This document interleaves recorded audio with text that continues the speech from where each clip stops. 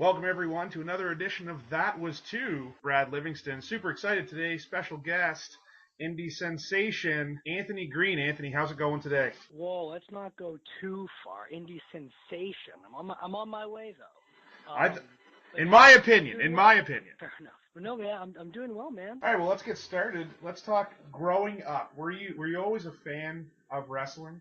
This is a question I get a lot, and it's so hard to answer it because my first memory of pro wrestling is Hulk Hogan beating Ric Flair for the WCW heavyweight title. But for me to have seen that was probably 1995, late 95 or mid 95, and I was already I was 2 years old.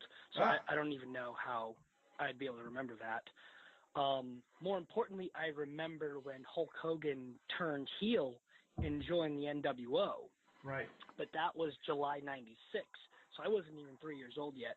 So I assume, because I know my mom kind of liked wrestling, I must have just seen it on tapes or something. But to answer your question, yes, I've literally loved professional wrestling as long as I can remember. So when was it that you decided, hey, this is something that I want to pursue? I would have to say around the first season of Tough Enough. Okay. Oddly enough, my favorite wrestler of all time is Maven Huffman, the winner of season 1.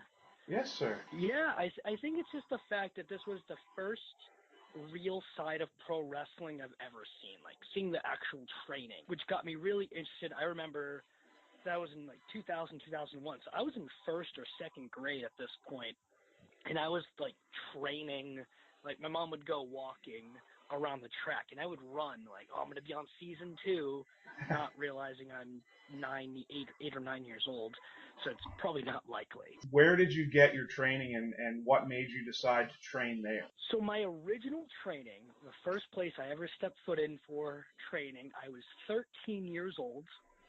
The wrestling school was about 8 minutes away from my house. It was called Strictly Ruthless Wrestling. Basically, I met these people through backyard wrestling a couple years before that, and one of the guys got proper training at a place maybe an hour away called Yankee Pro Wrestling. Though he will admit, and I will admit, he probably shouldn't have been training people. He was still young. I was 13 years old. My mom and dad knew the guy, really nice guy. So they signed the waiver for me to begin quote unquote training. I give Strictly Ruthless Wrestling a lot of credit in the sense where they taught me how to take a back bump, where I learned that it wasn't fun. Mm-hmm. But more importantly, they helped me gain a lot of connections. I'm very talkative, and I'm very conversive with other people, and I like having friends, obviously. So at 13, 14 years old, I was the annoying kid at wrestling shows, setting up the ring, just talking everyone's ear off. Right. And not to mention, I was a huge wrestling fan with a massive DVD collection, an action figure collection. So there's a point where they couldn't get away from me fast enough. But that really helped me, I guess, gain connections to find my actual training. From there, I went on, maybe when I was 16, I began refereeing. But during that same time, I would still go to random wrestling classes.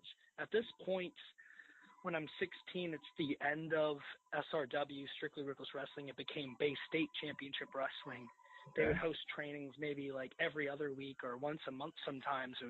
It wasn't the training I needed, so I found a wrestling school in Taunton, Mass. Head trainer was this gentleman named TJ Richter, and he got me more comfortable with the bumping and doing more moves while I was just refereeing. I was totally set on being a referee for my quote-unquote career. It wasn't until they shut down and I began training at Spike Dudley's Lockup, where I trained under Nick Steele and H2O Ryan Waters, where Ryan specifically got me really confident in beginning my wrestling training, and with help from guys and girls like Bob Evans, Mike Bennett, and Maria Kanellis, they got me really into wanting to be a professional wrestler, and Ryan Waters is the one that got me to, I guess, where I am now. up until the point where I started training at New England Pro Wrestling Academy with Brian Fury. What's your opinion on the importance of being trained properly? Because I know that you had said, I would admit, he would admit, probably wasn't ready. What's your opinion on getting trained properly and making sure that you're kind of looking at all avenues? This area, Massachusetts, New England specifically, we probably have 3 of the best schools in the entire country. Between the New England Pro Wrestling Academy, the Lockup with head trainer Ryan Waters, and XWA's Wrestling Kingdom with Matt Taven and Mike Bennett, you have 3 amazing schools. Not to mention, you can drive 5 hours away and you can train at the Monster Factory. Right. Right there, those 4 schools are top, the absolute best you can get, unless you're training at the WWE Performance Center. When it comes to getting training properly, there are other wrestling schools. I'm not going to knock them because there are some really good trainers in the area, but I will say I don't think just because of a price you should cheat yourself out of good wrestling training.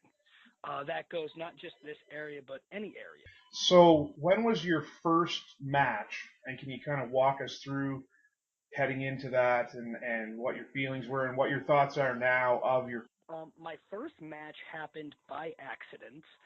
I was just reffing at the time. It was for Wrestling Star Wars. I knew basic bumps. I knew how to give and take basic moves. I understood simple psychology. I went there to referee, but I always bring like a singlet or something to wear, just in case, like maybe I'll put on a mask and do a battle royal or something. It was May 6th, 2012. It was even before I officially started training at the Spike Dudley Lockup. I was asked to wrestle a gentleman named Julian Starr, who's actually a co-trainer at my current wrestling school in North Andover. I wasn't ready for it, but he held my hand and he guided me through it. At the time, in 2012, I'd tell you that was an awesome match. Like, Yeah. Great, I'm the best, I'm awesome. After that match, I told myself I would never wrestle again because I'm never going to have a match better than that. But come to find out, I actually just watched it back maybe a month or 2 ago. Boy, was I terrible, and Julian Starr made me look awesome for how bad that I was. That seems to be the kind of the going trend, is that people think, yeah, I was unreal that first time, and then you get in there and then you watch it back, 5-6 years later, and you're like, oh wow, I just started refereeing just this past year, and it was kind of I was the announcer, and Sonny Roselli was like, hey, we don't have any refs, and so I want to make you a ref, and I was like, oh, okay, and I showed up and did 8 matches, and I was like, I was unreal, and I looked back at them, and I was like, wow, I was in the way all the time. That was terrible. One thing that I learned, even I still think it to this day, a match is never as bad as you thought, but never as good as you remembered. One of the things that I notice on Cage Match, and Cage Match isn't always the absolute best place to get kind of history of people, but it looks like Northeast Championship Wrestling, NCW, out of Massachusetts was your first kind of steady booking. How did that come about that you started working for NCW and JC Marks, that's the owner of NCW. I give him a lot of credit because he's a guy that will give anybody an opportunity, whether they're ready or not. He's always willing to give someone a shot, and more importantly, if he sees something in you, he'll invest. Like myself specifically, I was just a referee. I began refereeing for him in March 2010. And I reffed on basically every show of his up until July 2012. In July 2012, an opportunity came up where I had the opportunity to wrestle a match. So we did like a referee turned wrestler kind of thing. Okay. And from there, the ball just went rolling, and he used me when I was in the worst shape of my life because he saw something in me. And as a thank you, not that I'm a huge deal or anything, anytime I'm in the area, I'll always wrestle for JC any chance I have, because I feel like I owe something to him, because he was one of the first guys to give me steady work every single month and use me on every one of his shows. Even as a referee, he was one of my earliest bookings. Yeah, and I noticed that the first one that's listed is one you said July, and and somebody that you faced and teamed with, JT Dunn, was the special guest referee in that match. Yes, so that was my first big, quote unquote big, for that time. It was a big angle for me, where two guys kept bullying me. JT Dunn came and made the save for me. We ended up teaming a couple times, which led to a blow-off tag match September that year. It was me and JT versus this guy Alex Creed and Jack Kruger. Right. One thing I have to ask is the Believers. Got to know about it. I have to know about the Believers.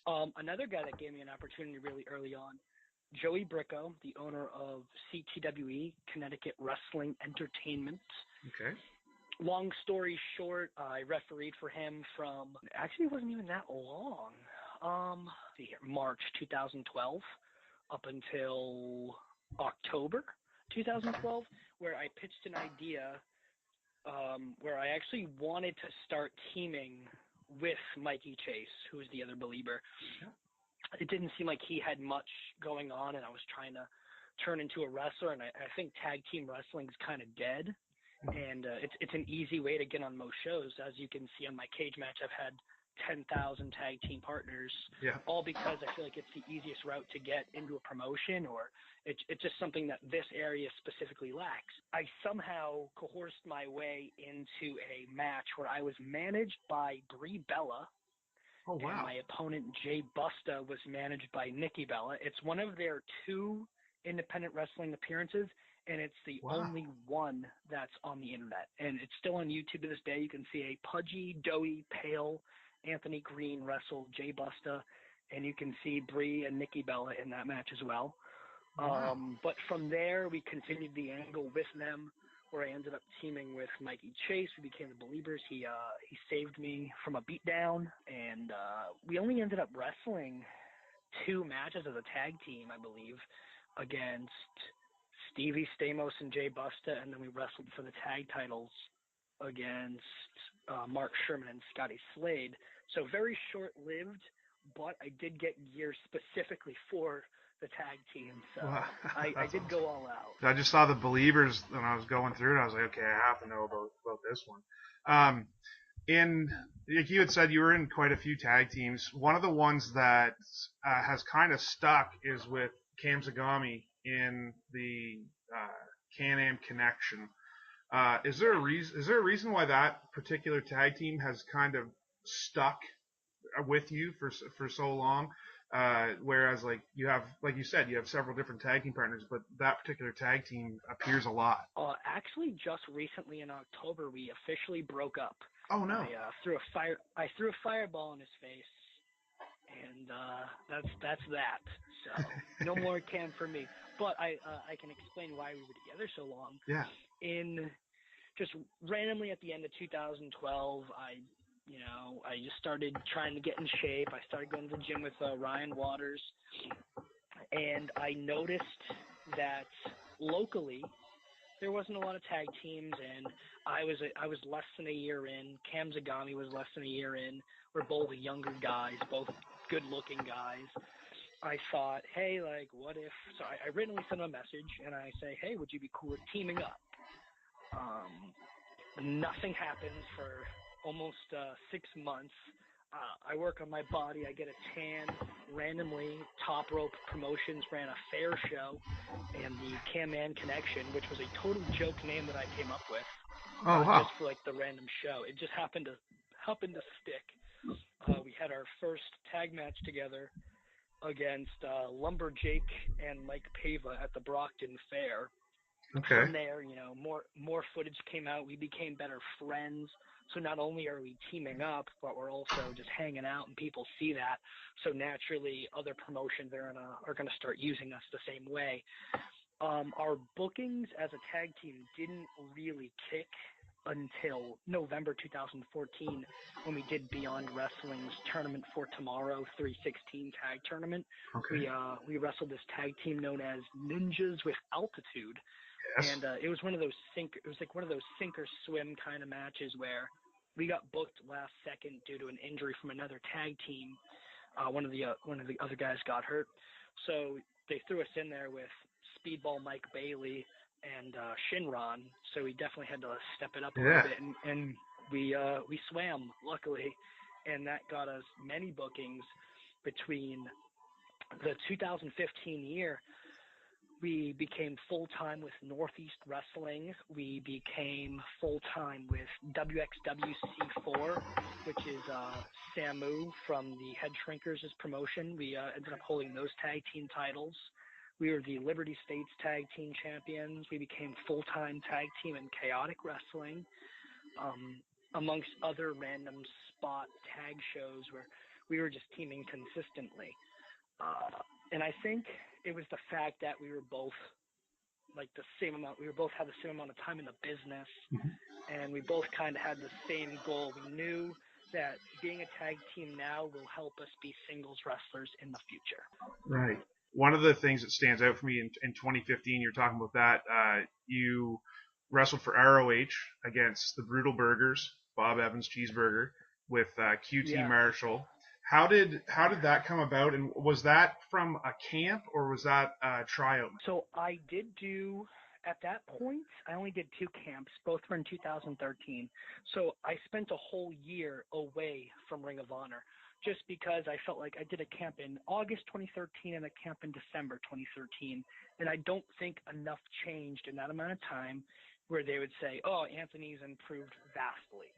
So I gave it a year. There weren't any camps coming up, so I just decided to drive with Donovan Dijak to the taping that he was wrestling on. So I just showed up. I helped out, did ring crew, chairs and stuff.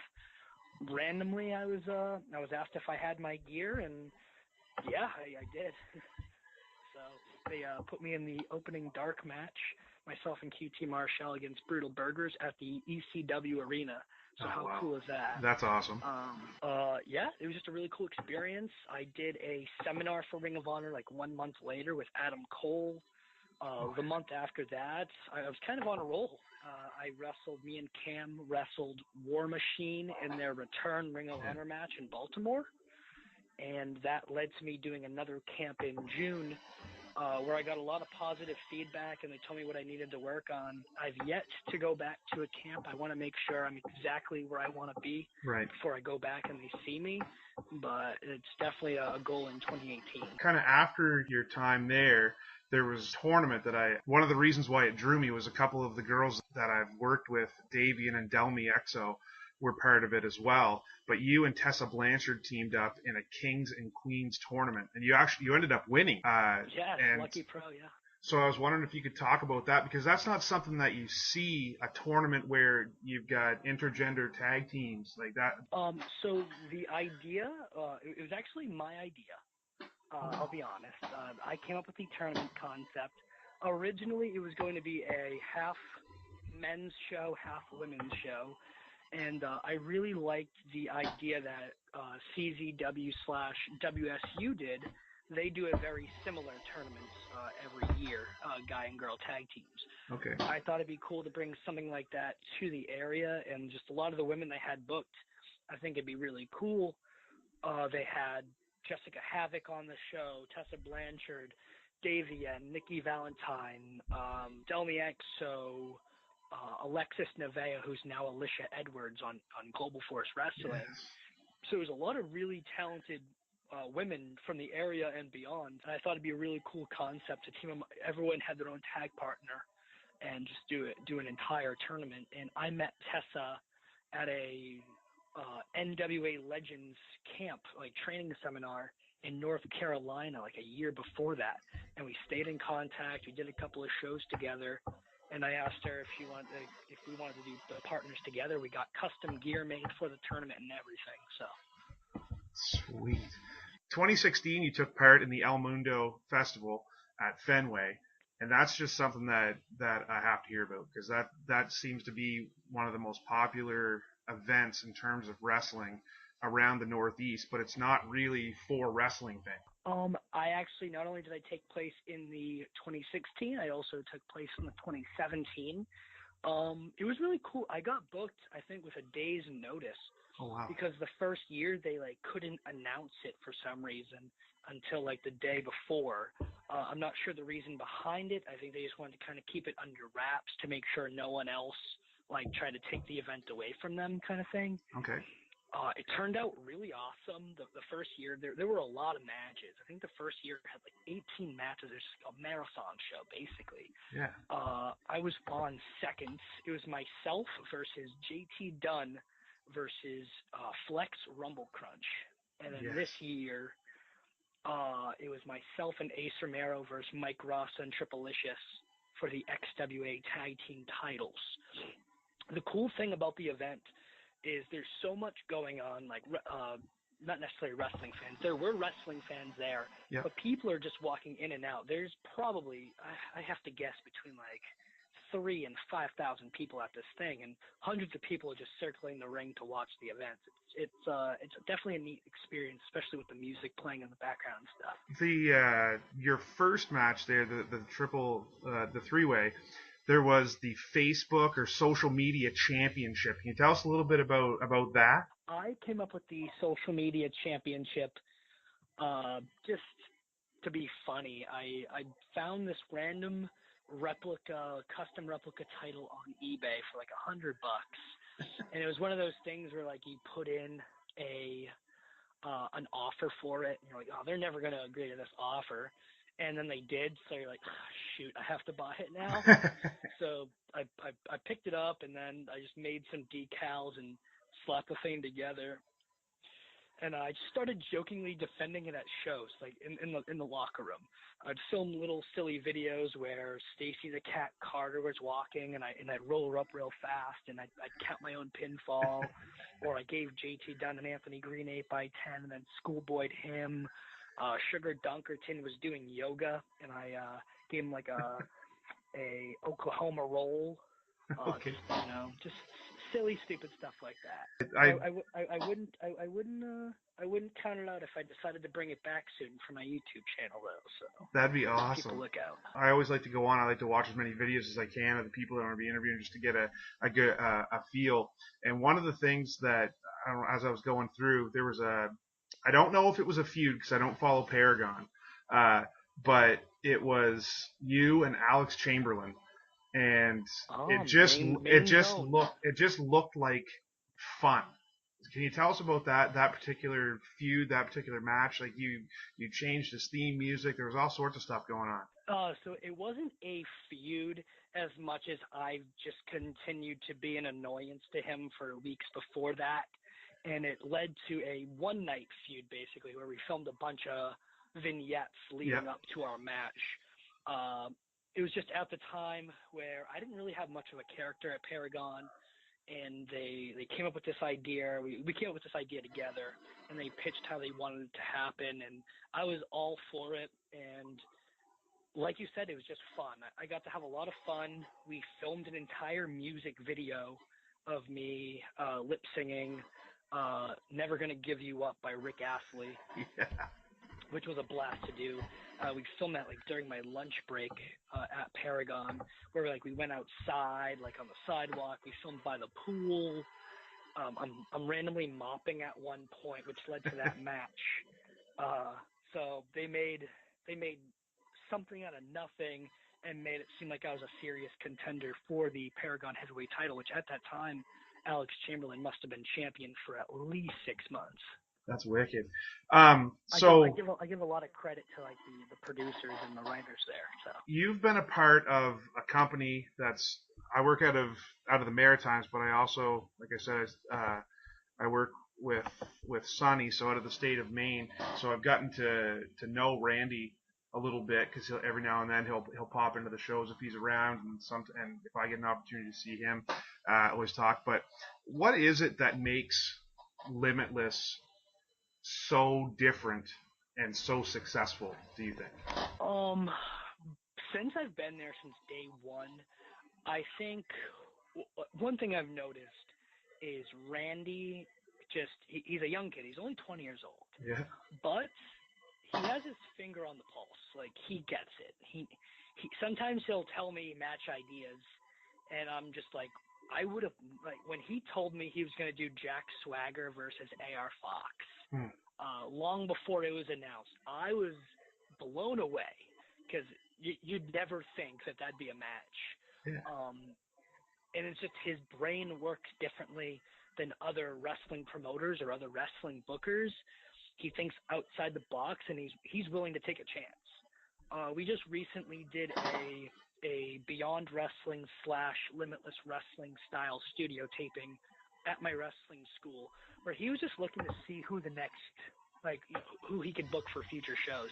And there was a girl by the name of Alley Cat that really stood out. He didn't even second guess it. He booked her on the spot right after her match. Wow. That's just how he works. Yeah, it's just how his brain works. And it hasn't hurt him since. Since running in Orono, where he was only drawing maybe between 120 and 170 a show. Right. Then he decided he was going to run the Westbrook Armory with 2 weeks' notice and drew 150 with less than 2 weeks' notice to booking Cody Rhodes at the Westbrook Armory, drawing 400 people.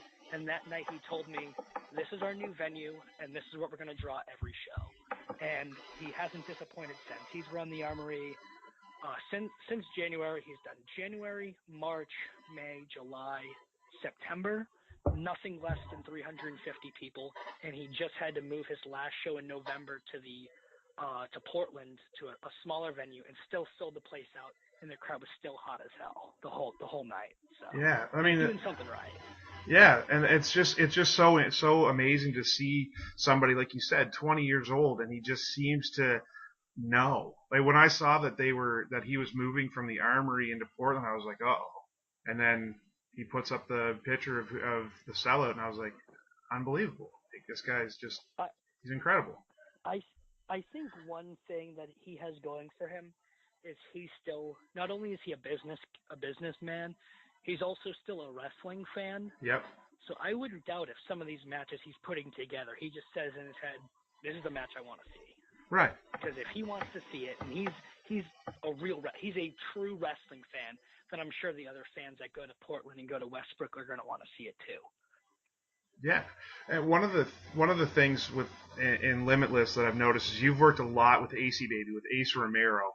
Yeah. Can you talk about your workings with him? You guys had a match recently where your trainer Brian Fury was actually the referee. So it all began when we started teaming in January. We wrestled Dijak and Mikey Webb. We then went on to wrestle the Main State Posse in a tag match. Our last tag match at Limitless was against Phoenix and AR Fox. During this entire time, I was undefeated in Limitless Wrestling. It wasn't until AR Fox pinned Ace Romero in that tag match where I'm no longer undefeated, though I have yet to be pinned in the promotion. That led to me kind of just berating him and letting him know how I felt all along and how I shouldn't have trusted him as a tag partner. Just so happens my trainer, Brian Fury, was at the event, which led to our big singles blow-off match at the 2-year anniversary in Westbrook, where I have to say the crowd was tired. They saw Teddy Hart wrestle. Mm-hmm. They saw Josh Briggs wrestle. They saw, MJF, et cetera, et cetera, et cetera. I can go on. Joey Ryan was on the card. They saw a really stacked card. Yeah. And for us to have to follow however many matches that was and still have them on their feet by the end of it kind of shows the story that we were able to tell in the ring and just the story that we had during the entire feud. Right. Character, All Good Anthony Greene. Is that just an extension of yourself? Yeah. I was about to correct you and say All Good Anthony Greene isn't a character. All Good Anthony Greene is Anthony Greene during the day. I say it's all good way more than I probably should. Josh Briggs just told me recently on a road trip, I don't know if you've seen my YouTube videos, but I do dad jokes with pro wrestlers. He's come to define me as a dad joke. Anthony Greene is a dad joke. Nice. Because 1 minute I'll say something really funny and I'll have everyone laughing, and I'll immediately just ruin it for everyone and say something dumb that makes people go, ugh. Yeah, I've only seen Josh wrestle work the one time, and I was super impressed by him. For a big guy, he can definitely move. Yeah, man. I'm not 100% sure on the date, but I know that it was problematic, and you worked Paul London. Can you talk to us about Okay, working yep. somebody like him and what that meant for you? I want to see if I can remember the date. I want to say it was May 13th. Okay. I bet I'm right. But yeah, no. When Randy messaged me and told me that he wanted to do me in London, first he actually asked me who I'd like to wrestle. Okay. Just said name some names. I named this guy, that guy, this guy, and then I said Paul London. He goes, that's possible. We'll see. And then, however long later, he said, yep, you in London, it's a done deal. I was stoked because I met Paul London as a fan years before that, and obviously I've watched his entire career on WWE television and his stuff in Lucha Underground and Ring of Honor and everything. Yeah. So the fanboy in me, I have his action figure in my house. Yes. Still. Like I'm a big Paul London fan. More importantly than the match, I loved the match. The match was, I wouldn't say perfect because there's no such thing as a perfect match, Right. but it was as good as it gets in my eyes. It's the moment after the match that really struck me as like important, where I grabbed the microphone and I said, thank you, whatever, I respect you, but I'm not going to shake your hand. And the crowd was like, ooh. Mm. And I told him I wanted a hug. I wanted to hug him. The crowd cheers, and he cuts a promo on how he thinks I'm very talented and how he met me when I was a kid and how cool he thinks that we, like, basically, we came full circle. Randy, because he's such a fan and understands what it would mean to me, he actually printed out an 8x10. I'm looking at it right now, of the photo of me and Paul London when I was 16 years old. Wow. Maybe 15. Yes, printed it up, and he slid it in the ring with a silver magic marker. Paul London grabs it, holds it up to the people. He continues talking about it, and then he ends the promo by saying, by the way, Anthony, will you sign this for me? Oh, wow. And just like, yeah, like it gives me goosebumps even talking about it right now. Yeah. I was on the verge of tears. Ace Romero was on commentary. He said even he teared up a little bit when London said it, because it's just I have a smile on my face talking about it. It was just so special to me. Excuse me, I'm getting choked up. Yeah. It was just, a guy like Paul London is so humble and so real. That was maybe my third time meeting Paul London, second time since I've been wrestling. And he was just like, now I want to say he's like one of my friends. Like I have his, I text him when I see him at shows. We talk about life. Like he's just the coolest dude. So that was very, very special to me. That's something that's like probably never gonna happen again. So. I have goosebumps. I wasn't there. I'm just listening to you. Like that's just unbelievable. The clip is not only the match and the clip are both on YouTube. If you ever have a chance to look it up, look up Anthony Greene, Paul London. Both show up back to back. Oh wow. Yeah, I'm definitely gonna be watching that after. I noticed that you worked for Combat Zone just about a month and a half ago. Was that your first time wrestling combat for CZW? And was it a hardcore match, or was it? Because I know they're not all hardcore now, so I was kind of wondering. So I've yet to officially work for the Combat Zone Wrestling. Okay. But I have done. Actually, this past weekend I did as well. I've done CZW's Dojo Wars, right? Which are their Wednesday night shows. Both matches were regular matches. Okay. The first one was against a guy known for his death matches, Jimmy Lloyd. Yeah, that's why I was asking. I saw that. Yeah. And this past week, I wrestled for the CZW Dojo Wars Medal of Valor Championship against Mike Dell. I came up short, but it was still a good showing by Anthony Greene. That's awesome. Because a lot of times people see CZW and they automatically think deathmatch, and I know that they still do that, but they're trying to kind of be more well-rounded. And the Dojo Wars, I wasn't really 100% sure on how that worked. So yeah, that's awesome. Would you consider yourself to have a home promotion, or are you more of a freelance guy? Though I do work for many promotions, I would say my two home promotions are Limitless Wrestling and Chaotic Wrestling. Okay. Those are the two that I feel most connected to, where I feel most at home. One being that Chaotic Wrestling is also connected to my training center, the New England Pro Wrestling Academy, and Limitless because I was on their first show with literally 24 hours, less than 24 hours notice. I was booked for their first show as a replacement for Jason Rumble, who I believe lives in the Maritimes now. Am I correct? He lives in Maine. Yeah, he does. Oh, okay. He does run. He lives up there though. Yeah, he does run shows out of the Maritimes. But yeah, those two promotions specifically, I feel really close to home with.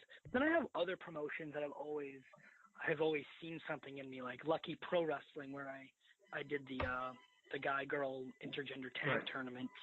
I was their first main event on their first show because they saw something in me as well, and they've always given me really awesome opportunities as well. Have you made it up into Canada yet? I can't find anything that says that you've been up here. Have you been to Canada yet? I've wrestled in Canada once. Okay. It was in August. I wrestled in Oshawa, Ontario. Yes. For Alpha One Wrestling. It's Ethan Page's promotion. Okay. It was a tournament. It was called the King of Hearts tournament.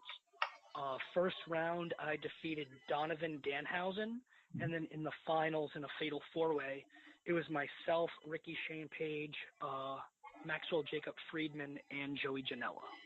Okay. Maxwell, Jacob Friedman, and Joey Janela both were Limitless as well. Am I correct? Yes, correct. Yeah. And Ricky Shane Page is best known. He's currently the CZW World Heavyweight Champion. Wow. So that would have been a pretty awesome match.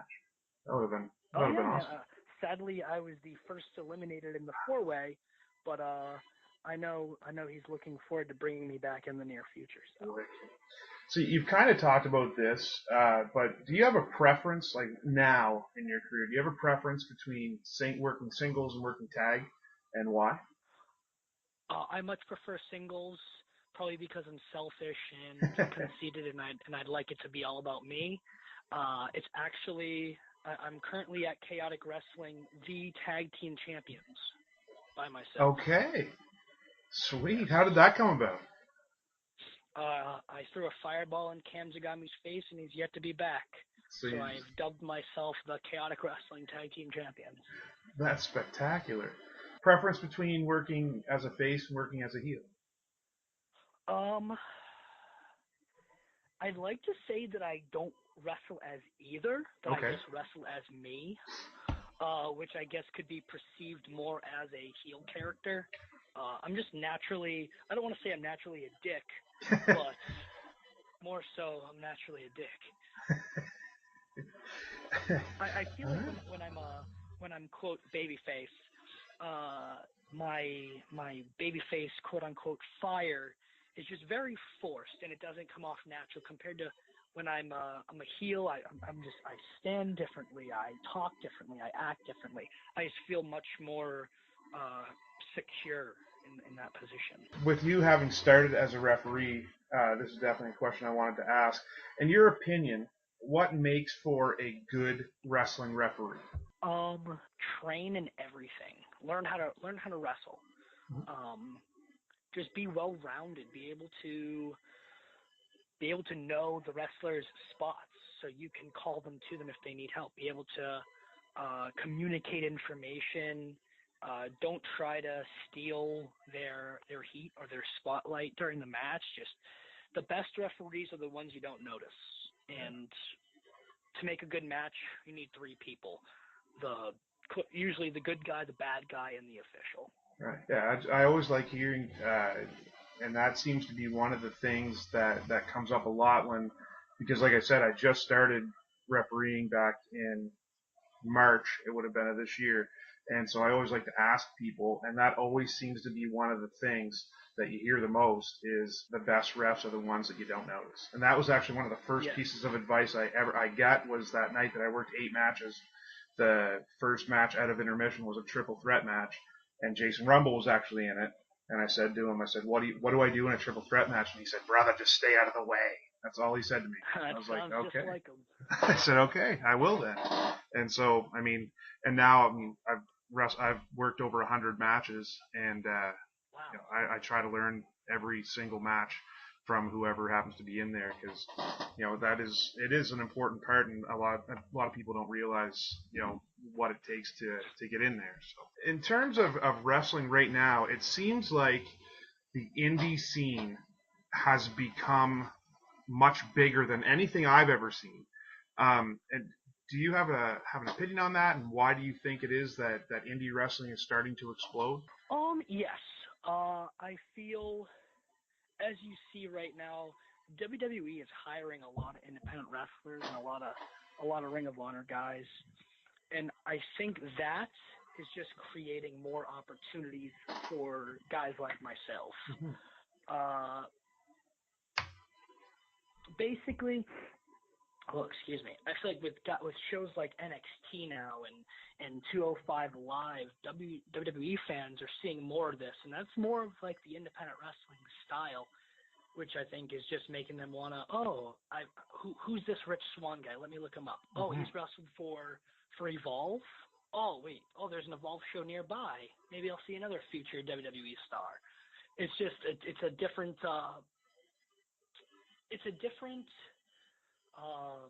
what's the word I'm looking for here? A different avenue for wrestling fans. Teddy Hart said it great once, which it's the weirdest way to phrase it. There's like a 7-minute Teddy Hart promo where he just goes off, and some of it doesn't make sense, but this thing got to me, and it makes perfect sense. Let's say there's in Maine there's IWE. Yep. There's Pro Wrestling Tonight, or Pro Wrestling Takeover rather. There's Limitless. There's a promotion AWE. There's a bunch of different promotions. Right. One's gonna be McDonald's. One's Wendy's. One's Burger King. They all serve the same thing. They all serve hamburgers. It's called free choice. So you have all these options. Just Massachusetts and just the New England area in general, there are so many independent wrestling companies, and a lot of them run on the same night. It gives you different options. If you go to a Chaotic show compared to a Beyond show, you're going to get two different styles of wrestling. At Chaotic, you're going to see awesome independent wrestling. You're also going to see more characters, more WWE style. If you go to Beyond, you're going to see that super indie style for everything. And it's just giving you different options. And I think right now, I'm kind of rambling, but I swear there's a point to all this. I just think that, I lost it, man. I lost it. The McDonald's, Burger King, Wendy's. Yeah. Burger King, Wendy's. Basically, there's just so many options right now that why wouldn't you go to one? Right, exactly. Yeah. In your opinion, what makes for a good indie company? Offer a little bit of everything. I think Chaotic is one of the places that does it best, where they'll bring in a guy like Ethan Page, who's a huge indie star, but then they have their local talents that are also incredibly talented. Guys like the Logan brothers or Josh Briggs, Christian Casanova. They have characters like Egami, he's a character there. Just they offer different options for each wrestling fan. They have kid-friendly wrestlers, super indie-friendly wrestlers, guys that the parents that bring their kids could go, oh, I like that guy. They offer a little bit of everything. Great answer. I like it. So if somebody were to come up to you, and this is usually a relatively hard one, but if somebody came up to you and said, "Okay, Anthony, listen, I want to watch a match of yours that shows me what you do best," what match would you say would be that match? Oh, brother. I know. I would have to say either myself versus Paul London from Limitless Wrestling. I think that shows a little bit of everything. Or me versus Ace Romero with Brian Fury as a special guest referee. Because you can see my athleticism, you can see me kind of be a dick, you can see more character, you can see me be more aggressive. Like, there's a little bit of everything in there. Perfect. So if somebody wants to check out Anthony Greene, get to watch you, do you have anything coming up over the next couple of weeks, next month, that you wanted to promote? Oh, man. dude, you could see me a shit ton of times. Nice. This weekend alone, Friday night, December 8th, I will be in Lowell, Mass for Chaotic. The 9th, I will be at Constitution State Wrestling in Groton, Connecticut. The 10th, I'll be in Melrose, Mass for Beyond Wrestling. And then 1 week later, the 15th, I will be in a Rumble to declare who will be the #1 contender for the Blitzkrieg Championship. That'll be in, they're going to hate me for not knowing the name of the town, Enfield, Connecticut for Blitzkrieg Wrestling. And then the 16th, I am in Ridgefield Park, New Jersey, in the finals of the Keys to the Kingdom Championship for Pro Wrestling Magic, also featuring Colt Cabana. Oh, wow. Okay. Yeah. So you are busy. That's awesome. There you go. Yeah. That'll be my last show for the year. Okay. I'll be taking the other 2 weeks off for Christmas and New Year's and stuff, but then I'm back at it again in January, so we'll see. And what are your goals for 2018? Goal 1, debut for Combat Zone Wrestling at some point. 2, hopefully get a tryout with WWE. Nice. Fantastic. I've seen your work, and I think I'm rooting for you. That's for sure. If a promoter wanted to get a hold of you, wanted to book you, what's the easiest way to do that? I'm not available. Totally kidding. Nah. If you are looking to book All Good Anthony Greene, if you're into emailing and stuff, you can email me at it's aganthonygreene@gmail.com, or you can just hit me up on the Facebook, Anthony Greene. There's a million of me, but find the one that's really handsome, and that'll be me. Other than that, yeah, I got Twitter and I have Instagram @allgoodag. I'm also on Snapchat @allgoodag. If women want to send me nice photos, nice. I'll return the favor. Nothing sexual, please. I'm not into that.